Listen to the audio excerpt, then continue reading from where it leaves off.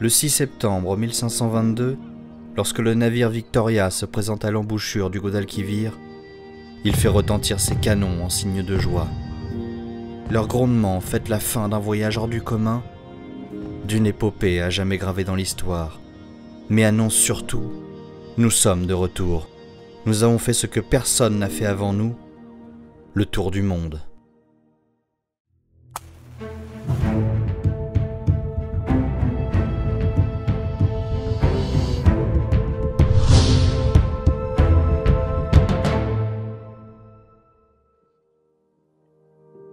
Marin portugais ayant placé son rêve avant sa vie, Magellan est celui dont nous nous rappelons comme le premier homme à avoir fait le tour de la Terre, celui qui porte l'étendard glorieux de cet exploit sans précédent. Pourtant, Magellan ne fait pas partie des 18 survivants de son expédition.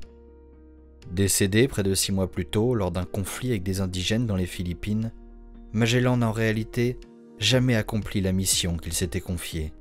Alors qui est véritablement celui ayant accompli cette ambitieuse folie que débuta Magellan en pleine période de grande découverte?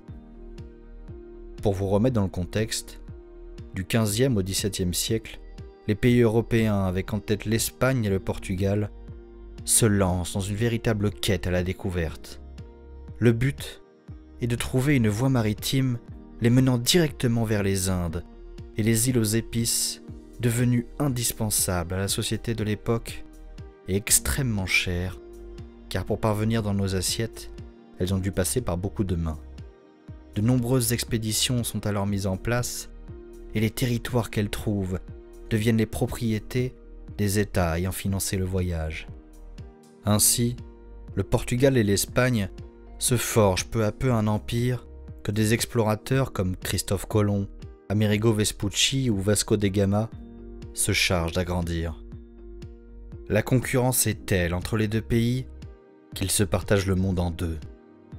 Ils signent le traité de Tordesillas dès 1494, bien avant la plupart des grandes expéditions. L'Est est pour les Portugais, l'Ouest pour les Espagnols. Et c'est en suivant cette logique que Magellan parvient à convaincre l'empereur espagnol Charles Quint, après avoir été rejeté par son pays natal, de lui financer son formidable voyage, devant trouver la voie vers les îles aux épices en passant par l'ouest. La préparation de l'expédition prend des années à Magellan, car elle doit être assez minutieuse pour que les 5 navires et les plus de 200 hommes qui lui sont confiés puissent revenir de ce périple vers l'inconnu. Une tâche terriblement difficile, qui n'empêche pas le départ des navires le 10 août 1519. Le Portugais les mène vers les côtes brésiliennes, et durant des mois, ces hommes explorent chaque embouchure de fleuve, chaque baie, dans l'espoir de trouver le passage tant convoité. Ils avancent vers le sud, mais les recherches s'éternisent, et sans le moindre signe du passage, le moral des équipages est mis à mal. Au point que lors d'un arrêt forcé dans la baie de Puerto San Julián, un groupe d'hommes se mutine. Prenant rapidement le contrôle de 3 bateaux, ils prennent l'avantage, mais Magellan renverse tout de même la situation et fait exécuter ou abandonner les chefs des mutins. Les recherches reprennent, mais sont toujours aussi vaines. Toutefois, et ce malgré le naufrage de l'un des navires, Magellan s'entête et allant contre l'avis de ses matelots désireux de rentrer chez eux, finit par les mener devant l'entrée du détroit portant aujourd'hui son nom. Ce passage vers l'autre côté du monde, coincé entre le sud du Chili et la Terre de Feu, est un véritable cauchemar pour les navigateurs. Mais Magellan le traverse, et le 28 novembre 1520, il fait enfin face au Pacifique. Cependant, la victoire a un goût amer, car un bateau a déserté, laissant les 3 navires restants face à une immensité dont ils ne connaissent rien. Démarre alors une avancée de 3 mois en pleine mer, sans terre en vue, ni rien d'autre qu'un calme effroyable, donnant son nom à l'océan qu'ils sont en train de traverser. La faim et le scorbut viennent à leur tour se joindre au voyage, coûtant de nombreuses vies, jusqu'au miracle. Ils sont parvenus de l'autre côté du monde, aux Mariannes plus précisément, et après un repos bien mérité, Magellan et ses hommes repartent vers les Philippines. Là, ils tisseront des liens avec les locaux, au nom de la couronne espagnole et du pape. Ils échangent avec eux des marchandises, les convertissent au christianisme et se mêlent même de leurs conflits, pour montrer leur supériorité. Cet excès de confiance coûte la vie à Magellan, qui meurt lors d'un affrontement avec des locaux, l'empêchant de terminer son tour du monde, manquant même d'anéantir toute son expédition. En effet, Enrique de Malacca, l'esclave de Magellan, se retourne contre l'équipage qui désirait le garder comme esclave malgré le testament de Magellan faisant de lui un homme libre. Il use de son lien avec les indigènes, avec qui il peut communiquer puisqu'il parle leur langue. Il tend avec eux un piège qui coûte la vie à tout le commandement, tandis que les rares survivants fuient. Enrique retrouve ainsi sa liberté sur des terres semblables à celles où il est né. Bien que le lieu exact de sa naissance reste encore un mystère aujourd'hui, il n'est pas à exclure qu'il est peut-être le premier homme à avoir effectué un tour du monde. Toutefois, cette idée est controversée puisque le dialecte utilisé par Enrique pour communiquer avec les indigènes est parlé dans tout le pourtour de l'océan Indien, réduisant donc les chances de localiser ses véritables origines. De leur côté, les survivants de l'expédition s'éloignent, mais leur nombre restreint les force à abandonner l'un des navires, avant de se mettre en quête des îles aux épices.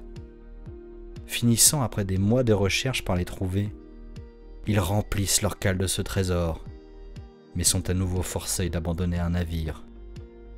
C'est donc seul, et sous le commandement de Juan Sebastián Elcano, que le Victoria part vers l'Espagne et ralliera sa terre natale au prix d'un dernier effort encore coûteux en vie humaine.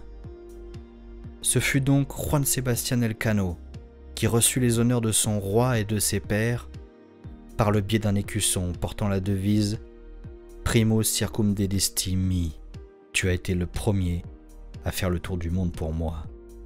Pourtant, celui que l'on retient, c'est Magellan. Lui qui fit l'effort, lui qui rêva, mais fut récompensé par la mort. Lui seul est associé dans nos esprits à cet exploit qui aurait dû être le sien. Un tour rare dans l'histoire, car d'ordinaire celle-ci est écrite par les vainqueurs. Mais heureusement pour Magellan, moins pour Elcano, parmi les vainqueurs se trouvait Antonio Pigafetta, chargé de relater le voyage. Et ses écrits traversèrent le temps pour nous transmettre le nom de celui à qui l'on doit l'un des accomplissements les plus remarquables de notre espèce. Car avant de conquérir le monde, comme nous l'avons fait, il a fallu le découvrir. Et c'est ce que Magellan fit. Grâce à lui, nous avons eu la confirmation que la Terre était ronde. Nous avons aussi pris la mesure de sa dimension et découvert bien d'autres choses qui fascinèrent ses contemporains. Oui, peut-être Enrique de Malacca, en revenant vers ses terres d'origine, fut en vérité le premier à faire un tour complet de notre planète, bien que rien ne le prouve. Oui, Juan Sebastián Elcano fut celui qui mit un terme au voyage. Mais Magellan est celui à qui l'on doit d'avoir ouvert la voie menant à l'autre bout du monde et d'en avoir ramené une volonté de grandir, nous guidant vers notre actuelle modernité. Merci à tous d'avoir suivi notre vidéo. Les sources sont dans la description pour ceux qui veulent approfondir le sujet. N'oubliez pas de mettre un pouce bleu et de vous abonner si la vidéo vous a plu. À bientôt!